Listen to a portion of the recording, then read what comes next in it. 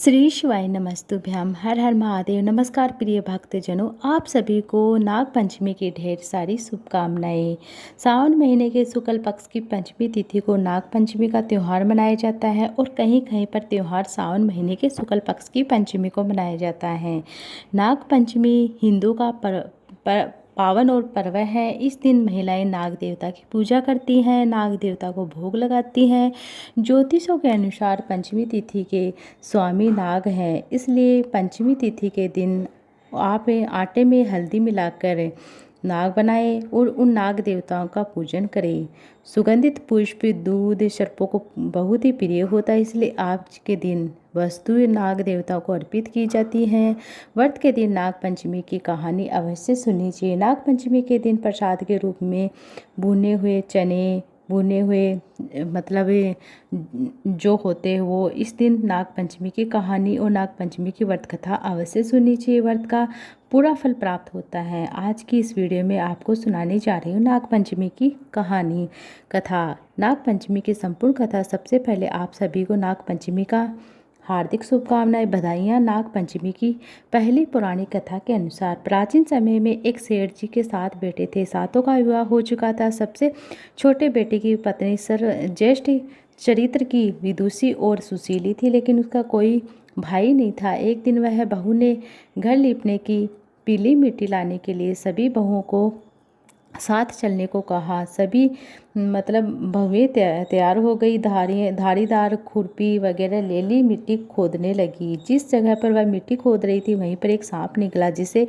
बड़ी बहू खुरपी से मारने लगी। वह छोटी बहू ने उसे रोकते हुए कहा, उसे मत मारो, यह बेचारा तो निरपराध है, इसे कुछ भी नहीं किया है। ये सुनकर बड़ी बहू ने उसे सांप को नहीं मारा।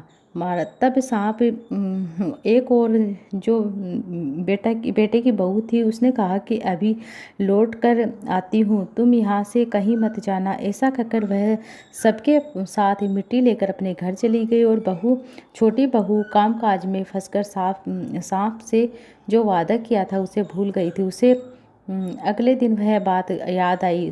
सबको साथ लेकर वह फिर से वहीं पहुंची। सांप ने उसी जगह पर बैठा देखकर कहने लगी, सांप भैया नमस्कार। सांप ने कहा, तू भैया कह चुकी है इसलिए तुझे छोड़ देता हूँ, नहीं तो झूठी बात कहने के कारण मैं तुझे अभी ढस लेता।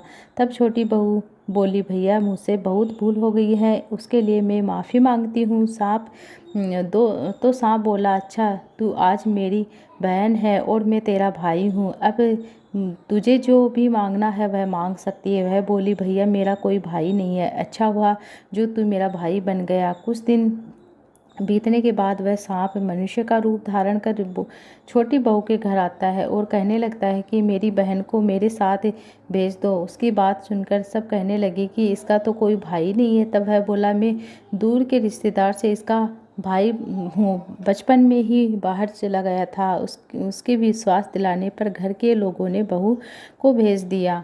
अब उसके मार्ग में बताया कि वे वही सांप है जिसकी तू डरना मत, यहाँ चलने में कठिनाई है तो बहन मेरी मूंछ पकड़कर चलना। छोटी बहू ने सांप के कहे अनुसार वह किसी भी प्रकार से इस प्रकार से उसके घर पहुंच गई।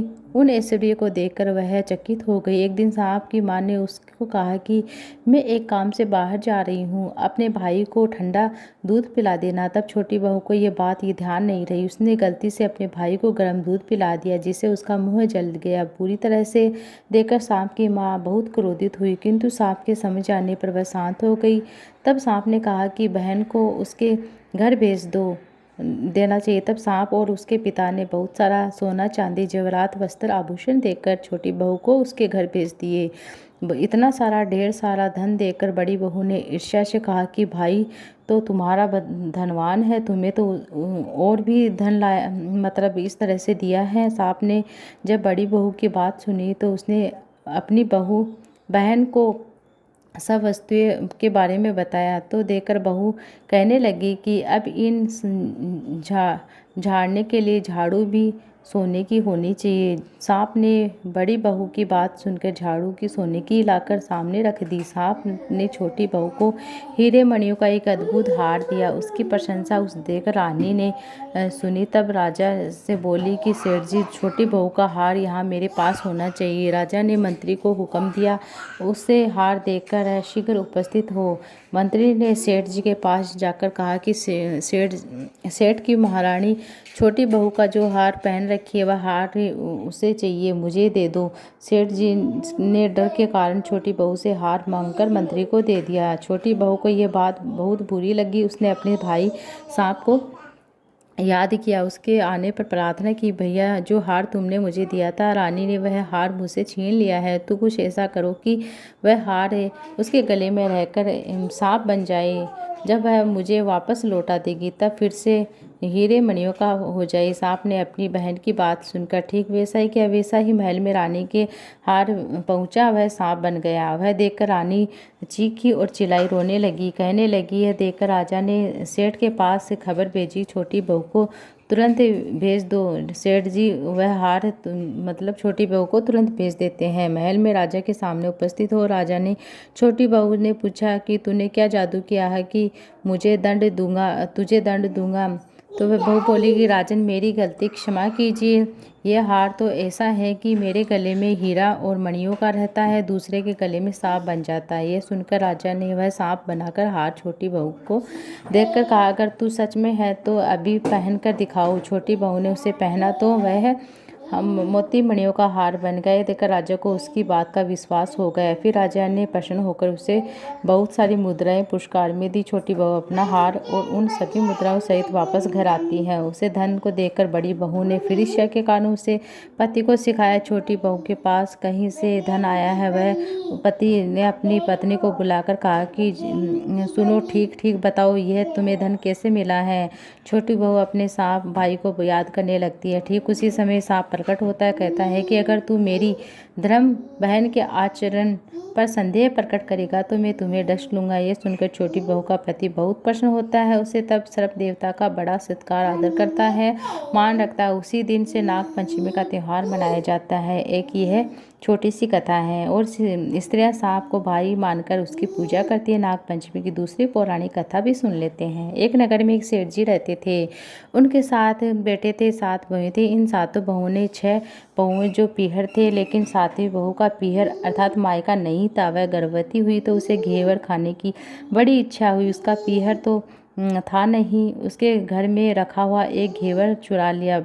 पानी भरने चली गई, वहाँ पर जाकर पेड़ के नीचे घेवर रख दिया। तो सोचने लगी, पानी भरकर आराम से वह घेवर खा लूँगी। तब पानी भरकर घेवर लेने गई तो देखा कि घेवर रखा था, वह घेवर नहीं मिला। पेड़ के पास गई, एक बाम्बी थी, उसने एक नागिन रहती थी। वह नागिन भी उस समय गर्भवती थी। घेवर को देखकर नागिन की इच्छा उस घेवर को खाने की हुई तो उसने घेवर खा लिया। उस नागिन ने सोचा कि अगर साहूकार की बहू मुझे गाली देगी तो मैं उसे डस लूँगी, अगर कुछ नहीं कहेगी तो इसे बिना पीहर को ही पीहर दिखा दूँगी। संस्कार के अच्छे थे।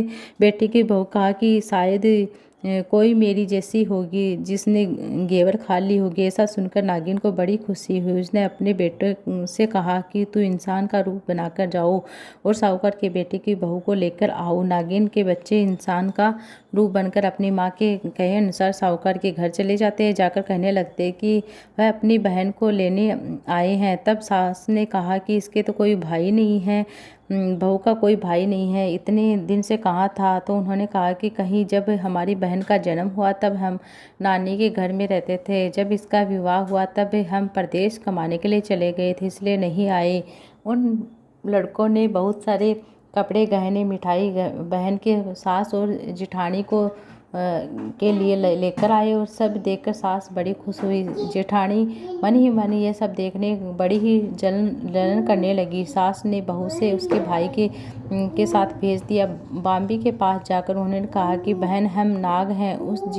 उस दिन जब तुमने पेड़ के नीचे जो घेवर रखा था, जब तुम्हारा घेवर हमारी माँ ने खा लिया, उन्होंने तुम्हें बेटी मान लिया है। इस नाते से तुम हमारी बहन हुई है। अब तू हमारी मतलब पूंछ पकड़ ले, डरना मत। कहने पर बहन पकड़ ली, बॉम्बे में चली गई। वहाँ पर उन्हें बस बहुत लाड प्यार सत्कार खुशियाँ मिली। इस तरह से कुछ दिनों के बाद वहाँ इतनी लाड चाव के लिए अपनी माँ से कहने लगी, आज से उसे बहुत ही लाड प्यार से रखा गया, सुख से रखा गया। वहीं पर छोटी बहू ने एक छोटे से बच्चे को जन्म दिया। वह बालक थोड़ा बड़ा हुआ तब की बात है कि पड़ोसी ने साहूकार के बेटे की बहू को सिखा दिया कि अगर तू अपनी माँ की इतनी ही लाडली है तो अपनी माँ से कहना कि आज तो नागों को दूध मैं ही पिलाऊंगी। पड़ोस का मतलब नाता छोटी बहू को सहन नहीं हुआ। वह माँ से जिद करने लगी, नागों को ठंडा दूध पिलाने लगी। दूध अभी तक ठंडा नहीं हुआ था, तब गर्म था। उसने पहले ही उसे बेटे ने दरवाज़ा खटखटा दिया। दरवाज़ा खटखटाने की आवाज़ सुनकर छोटे छोटे बड़े बड़े सारे नाग दूध पीने के लिए दौड़े। जैसे ही उन्होंने दूध के कटोरे में मुँह डाला तो उनका मुँह जल गया। तब नाग क्रोधित होकर कहने लगा कि अब हम अपनी बहन को काटेंगे। उसकी माँ ने उन्हें समझाते हुए कहा कि अपनी बहन को मत काटो, यह तो तुम्हें आशीर्वाद देगी। तब साहूकार की बहू कहने लगी, जियो म्हारा नाग नागिन, जियो म्हारा अड़ी आड़िया, वीर वीरा उठावे देखनी रो चीर, चीर रो फट जावे फड़ पण वीर जीता रेवे। थोड़े दिन बीत जाने के बाद पड़ोस ने फिर से ताना मारा कि अगर तेरी माँ तुझ पर विश्वास करती है, तुझे 7वें कोठे की चाबी दे देती हैं। अब छोटी बहू ने अपनी माँ से जिद की कि छोटी मुझे चाबी लेनी है। जब वह चाबी ले ली है, ताला खोल के अंदर झूलने में नाग बाबा झूल रहे थे। उसने नाग बाबा से कहा, सत सियाराम बाबा। उन्होंने कहा कि तूने संत सियाराम कर लिया है, वरना मैं तुम्हें अभी ढस लेता। तब उसने कहा कि आप तो मेरे पिता हो, भला मुझे कैसे ढस सकते हो। कहने लगी कि जियो नाग नागिन, जियो वासुकी नाग जीर्ण, मेरो लाड लड़ाया 9 करोड़ को हार। नाग देवता ने यह बात सुनते उसे 9 करोड़ का हार दिया। माँ ने अपने बेटे से कहा, बाई अब बड़े घरों में हाथ डालने लगी है, उसे घर पहुंचा दो। नाग ने साहूकार के बेटे की बहू को बहुत से कपड़े गहने दिए, वापस उसकी ससुराल पहुंचा दिया। थोड़े दिनों के बाद उसका बालक झाड़ू तोड़ रहा था तो ताई ने कहा, झाड़ू मत तोड़, इतना ही तोड़ने का शौक है तो तेरे नाना नानी से बोल, वह लाकर दे। सांप ने सुन लिया, जाकर माँ से कहा तो माँ कहने लगी, 2 झाड़ू सोने की बनवा दो, 2 झाड़ू चांदी की बनवा दो। और ताई देखकर जल जाएगी, इसे तो ताने मारने भी धन बढ़ता है। अब कुछ दिनों की बात, छोटी बहू बाला गेहूँ बिखर रहा था। ताई ने ताना मारा, गेहूँ बिखरने का शौक है तो नाना नानी से बोल दे, मत बिखेर। सांप ने सुन लिया, जाकर अपनी माँ से कहा कि माँ बेटा 2 बोरी दान और सोने के घड़ा और 2 बोरी चांदी के घड़ा और दे आओ। तल अब चली गई। देखकर कहने लगी, इसे ताने मारने की, छोटी बहू को ताने मारने की आदत हो गई है, मारने से भी इसका धन बढ़ता है। अब छोटी बहू लकड़ी लेने गई, वहाँ पर देखी तो लकड़ी लेने गई तो वहाँ सांप बैठा था। उसने सोचा सबसे छोटी को पहले भेजना चाहिए, सांप उसे खा जाएगा तो सारी मुसीबत मिट जाएगी। अब छोटी बहू लकड़ी लेने गई तो वहाँ सांप बैठा था। बोली, भैया राम राम। सांप ने झट से बिच्छू दे दिए और पहनकर झमझम करती आई। यह सब देखकर जेठानी देखकर जल गई। 2-4 दिन बाद पान की गड़िया में एक सांप देखा तो बड़ी जेठानी ने सबसे छोटी को पान लेने भेजा। सोचा आज तो सांप जरूर छोटी को काटेगा। उधर सांप को देखकर छोटी बहू कहने लगी, भैया घर के क्या हालचाल है, घर में सब ठीक तो हैं, सबको मेरा राम राम कहना। बहन की बात सुनकर सांप ने मुंदरी पहनवा दिया। जेठानी तो देखा कि जलक उड़ फिर जलने लगी। उसका पति दुकान से आया तो जेठानी ने उसे खूब सिखा दिया कि तेरी बहू के तो सांप बिच्छू से दोस्ती है। साहूकार का बेटा अपनी पत्नी से रात को कहने लगा कि सच सच बता, सांप बिच्छू तेरे क्या लगते हैं, तो तुझे काटे खाने के बजाय तुझे कुछ न कुछ देते रहते हैं। बहू कहने लगी, तो वो मेरे भाई भतीजे लगते हैं। फिर उसे सारी बात अपने पति को बताई। सुनकर पति बोला, तो तेरे भाई भतीजे तुझे भी बुलाते हैं कभी अपने जवाई को, यानी हमें नहीं, तुझे ही बुलाते हैं, हमें तो नहीं बुलाते।